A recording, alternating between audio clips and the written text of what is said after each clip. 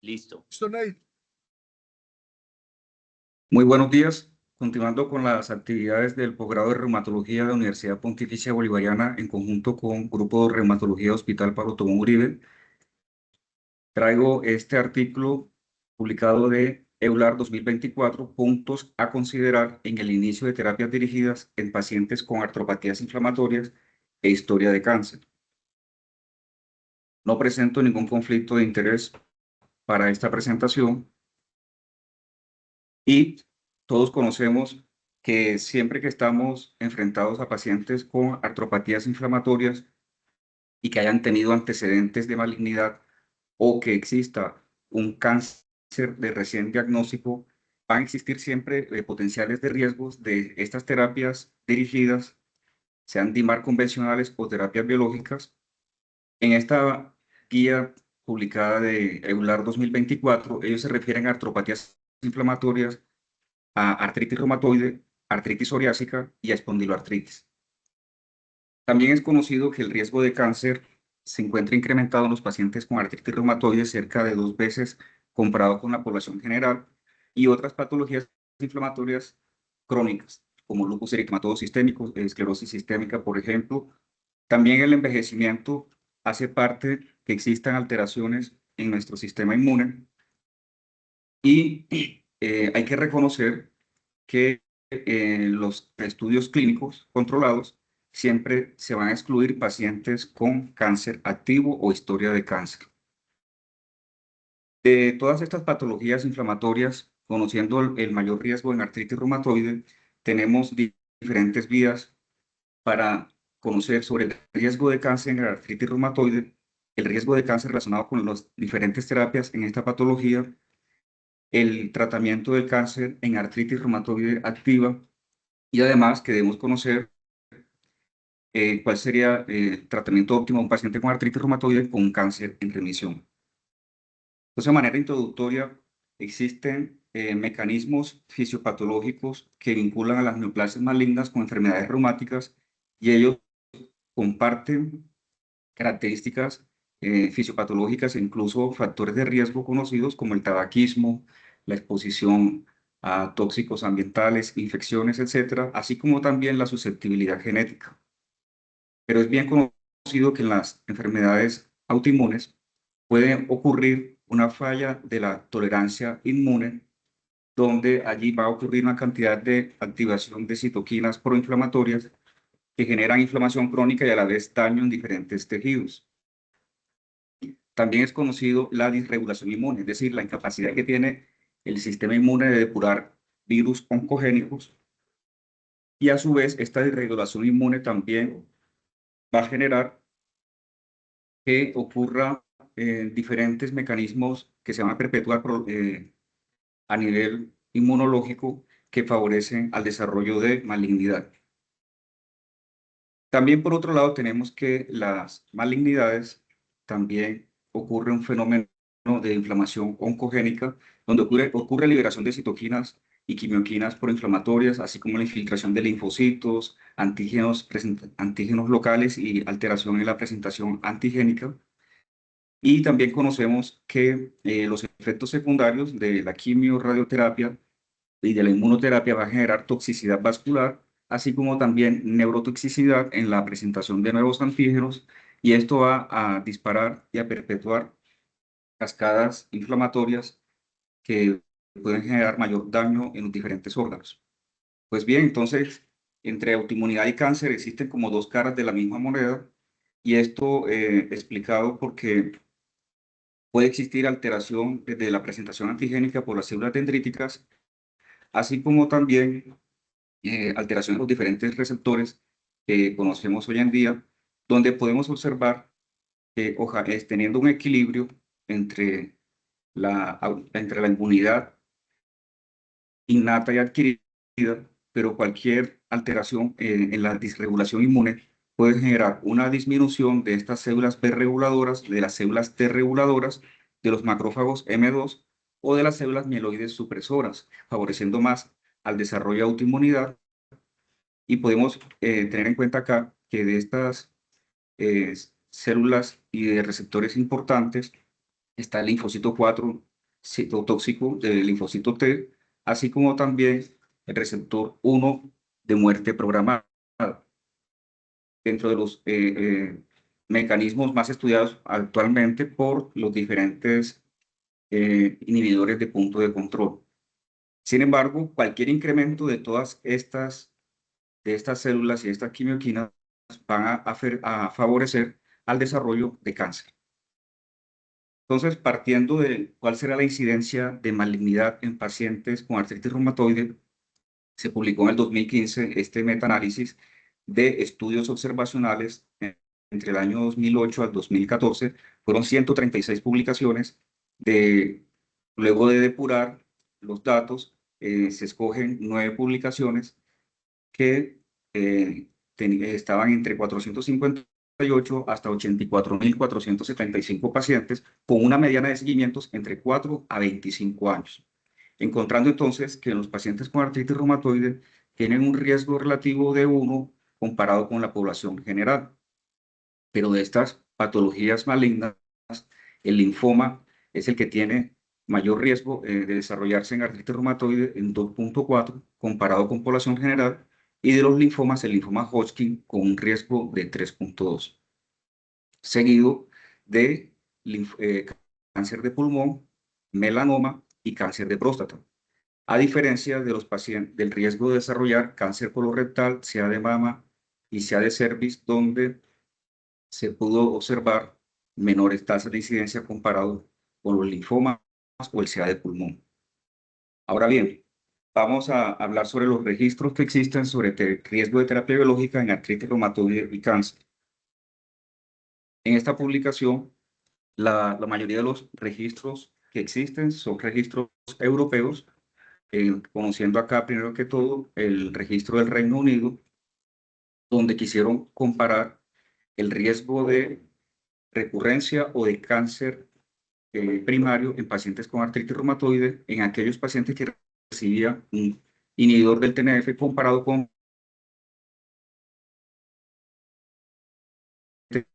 heterogéneos, a pesar de que numéricamente se observa que existe como menos riesgo. Sin embargo, el hazard ratio pasa a la unidad, es decir, que no existen diferencias significativas entre el riesgo de cáncer entre un TNF comparado con la terapia convencional.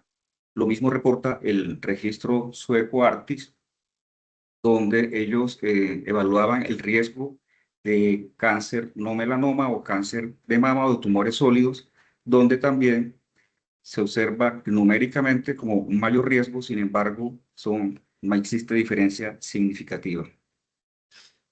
Lo mismo con el registro alemán, el RABIT, en el estudio, el registro de los veteranos de Estados Unidos, donde no se encuentra diferencias significativas entre riesgo o recurrencia de cáncer comparado con terapia DIMAR convencional.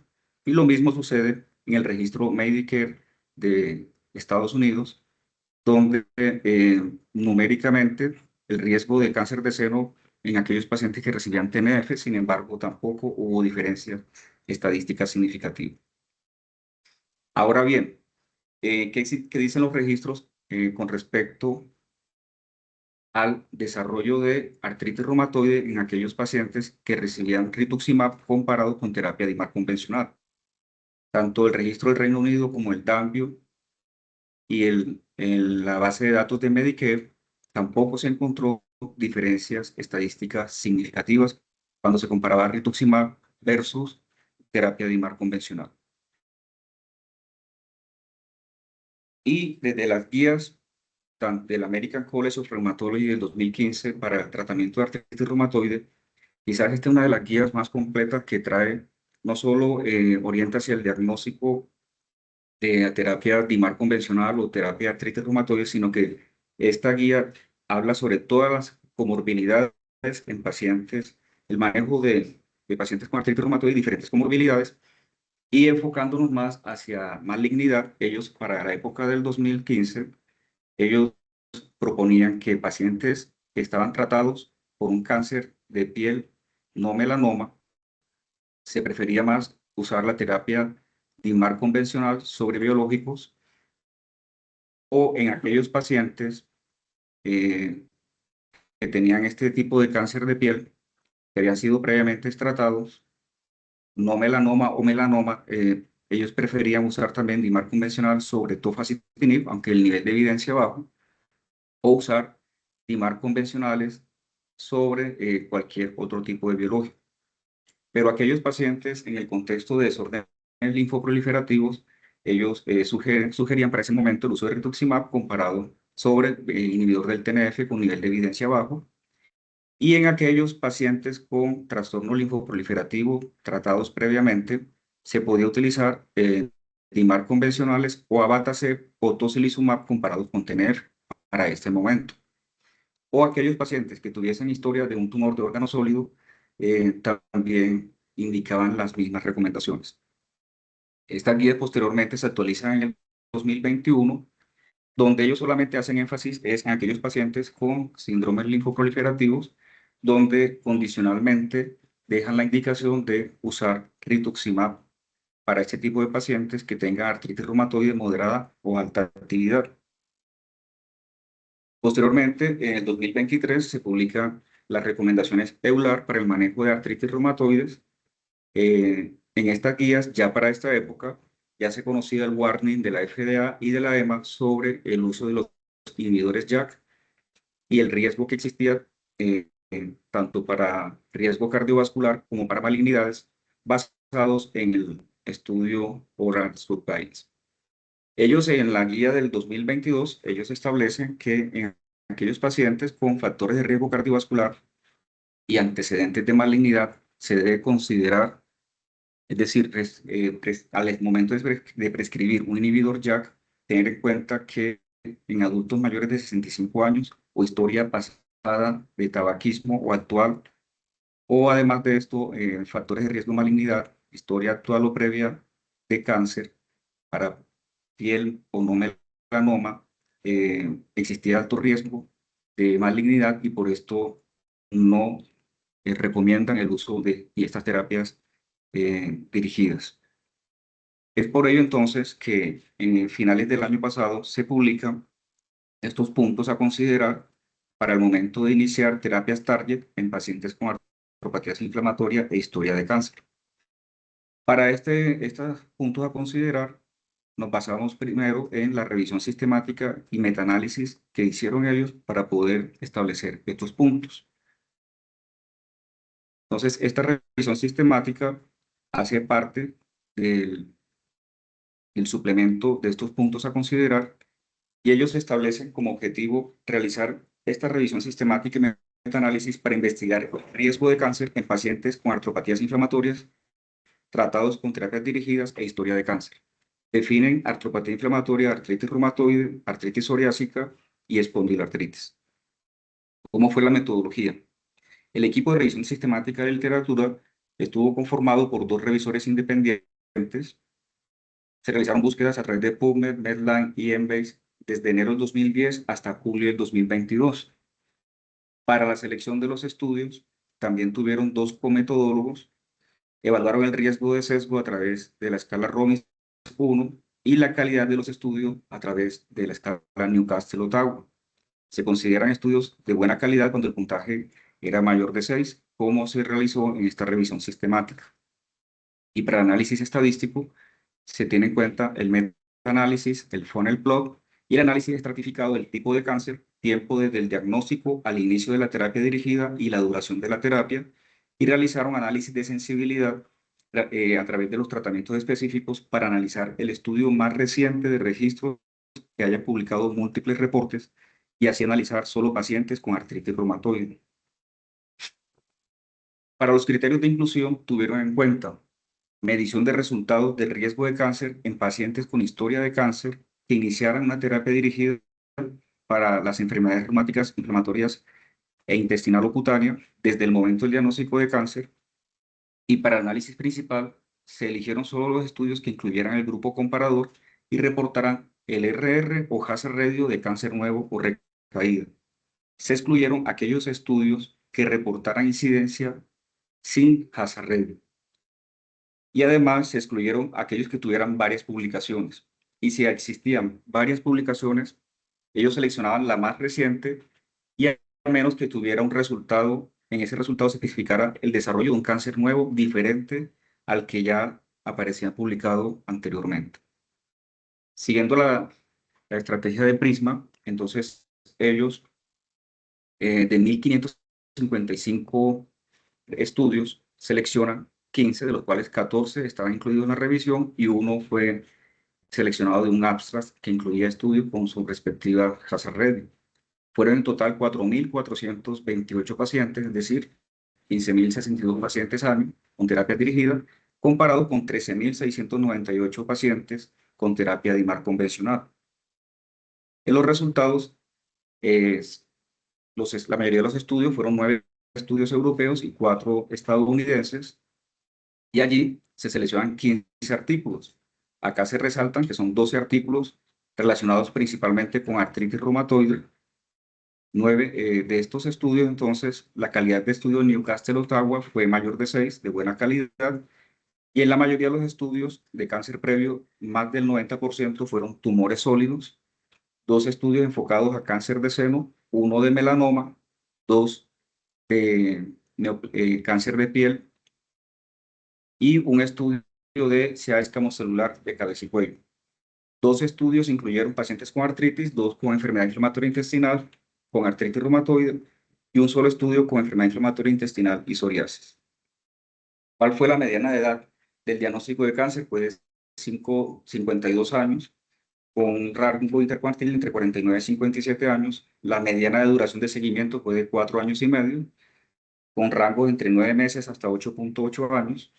Y la mediana del cáncer índice al inicio de la terapia de IMAR biológica fue de 4 años. Hay que recalcar que 6 de los 15 estudios que tenían hazard ratio fueron ajustados a tabaquismo, edad y sexo, y 4 estudios ajustados con factores de riesgo como el tipo de cáncer y el estadio de cáncer índice. Con respecto a la distribución de las terapias dirigidas incluidas en el estudio, se puede observar que 4.162 pacientes recibieron terapia anti-TNF, 130 pacientes vedolizumab, 66 ustekinumab y 100 pacientes con rituximab. Hay que resaltar que en esta revisión sistemática ellos no encontraron artículos relacionados con inhibidores JAK, y eso hace parte como de la limitación del estudio. Con respecto al riesgo de cáncer general o recurrencia de cáncer, 460 pacientes en total habían recibido terapia biológica, habían desarrollado cáncer o recurrencias, 428 anti-TNF, 9 pacientes desarrollaron cáncer con rituximab, 19 con vedolizumab y 3 con ustekinumab, comparado con 1.394 pacientes que recibieron terapia de IMAR convencional. Cuando miramos el hazard ratio, que numéricamente fue 0.9, sin embargo, sobrepasa la unidad y no existen entonces diferencias significativas con respecto al riesgo de cáncer general de estas terapias de IMAR biológicas comparado con IMAR convencionales, aunque la heterogeneidad muy regular de un 62%.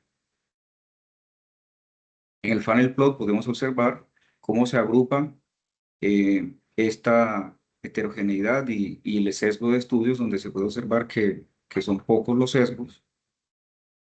Y en cuanto a la comparación de riesgo de cáncer nuevo o recurrente en aquellos pacientes expuestos a anti-TNF versus IMAR convencional, tampoco se encontró diferencia estadística significativa en este tipo de pacientes, con una heterogeneidad también del 62%.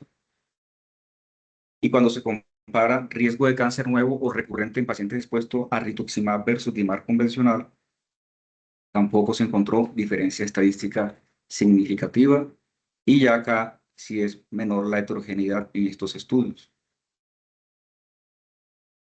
Ahora bien, ¿cuál es el riesgo de cáncer nuevo o recurrente en pacientes expuestos a DIMAR convencional estratificado de acuerdo al tiempo de años después de haber diagnosticado el cáncer? Es decir, menos de 5 años, como se establecía en las guías ACR 2015. Tampoco se encontró diferencia estadística significativa, con una heterogeneidad más baja del 34%. Y en el análisis de sensibilidad se escogieron 2 estudios con artritis reumatoide, el riesgo general de cáncer incidente o recurrente en este tipo de pacientes con historia de cáncer tratados con DIMAR biológico versus convencional, un hazard ratio de 1.0, donde tampoco fue estadísticamente significativo. Entonces, en esta revisión sistemática, ellos concluyen que no se evidenció incremento del riesgo de nuevo cáncer o recurrencia de cáncer en pacientes con terapias biológicas. Solo 4 de 17 estudios reportaron seguimiento con terapias dirigidas por más de 5 años.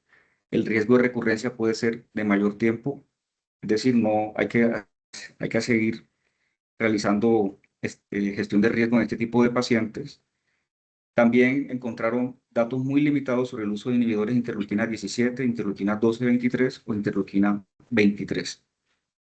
Es por esto que, basados en esa revisión sistemática, ellos publican los puntos a considerar en este tipo de pacientes con artritis o artropatías inflamatorias e historia de cáncer.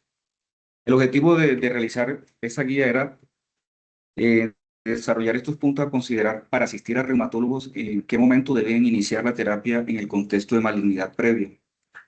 Ellos establecen 5 principios generales, de los cuales estos principios están que el cáncer de nueva aparición puede ocurrir en pacientes con artropatía inflamatoria o historia de cáncer. El riesgo debe ser individualizado, tanto la recurrencia, de acuerdo a las características del paciente, el tipo de cáncer o artropatía subyacente. El reumatólogo es el responsable del manejo en este tipo de patologías y el tratamiento debe apuntar a optimizar los resultados basados en decisión compartida entre el paciente y el reumatólogo y a la vez también incluir al oncólogo. Es decir, midiendo la balanza, debemos tener en cuenta las características del cáncer, el tipo de estadio, el tiempo de evolución o el tiempo que lleva en remisión y evaluar también el riesgo de complicaciones asociadas en aquellos pacientes que tienen una actividad muy alta y que ameritan ser tratados. Compartir tanto conceptos entre reumatólogos y no dejar por alto al paciente, quien es el que está, además de tener una patología que puede estar en remisión con respecto a nivel oncológico, debemos actuar rápidamente para evitar mayor daño orgánico de su patología inflamatoria. Entonces, ellos consideran que estas artropatías inflamatorias se deben tratar para tratar de reducir el riesgo de potencial asociado a malignidad. El riesgo de complicaciones en pacientes no tratados debe ser balanceado. Además de esto, es elegir la terapia opcional compartida con el paciente, pero que en pacientes con historia de cáncer, con el uso de inhibidores JAK o el uso de abatacept, sí debe ser manejado con precaución, teniendo en cuenta solo que no existan otras alternativas para utilizar en ese tipo de pacientes. Esto es controversial. Le dan luz verde al el uso de la terapia anti-TNF en todo paciente en cáncer en remisión, sobre todo en tumores de órganos sólidos, y que la terapia antirreumática debe ser indicada en pacientes con historia de linfoma B, principalmente el uso de rituximab en este tipo de pacientes. En pacientes con una malignidad se dan ellos la orientación de que el rituximab no se debe eh, utilizar en todos los pacientes con cáncer sólido, sino principalmente los que tienen trastornos linfoproliferativos.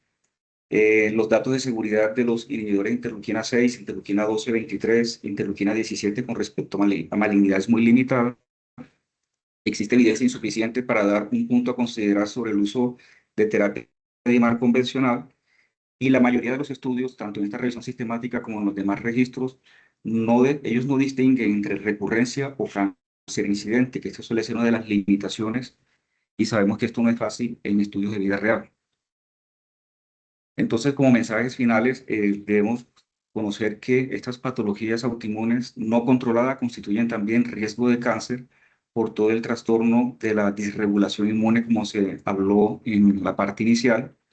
Podemos considerar terapia anti-TNF en aquellos pacientes con cáncer de órgano sólido en remisión, pues no se encontraron diferencias significativas entre terapias, tanto en la ocurrencia de cáncer en pacientes que llevaban menos de 5 años del diagnóstico, que todavía estamos esperando mayores resultados de seguridad con las nuevas moléculas como inhibidor de interleuquina 17, interleuquina 12-23, interleuquina 23, y tener en cuenta que los inhibidores de las llanosquinasas tienen alto riesgo de neoplasias, partiendo desde el Horace donde el riesgo de tofacitinib para neoplasia maligna fue de 1.4 comparado contra los anti-TNF.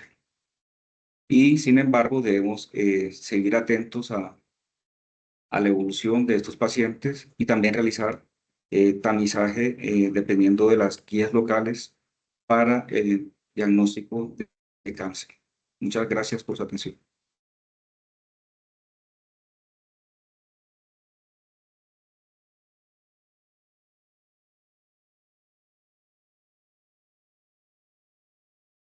Santi, tenemos